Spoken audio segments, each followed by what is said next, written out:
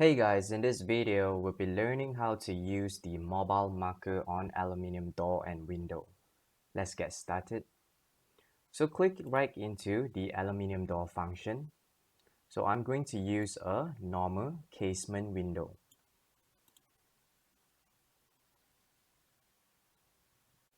The mobile marker is actually a new function for us to easily position our window and our door.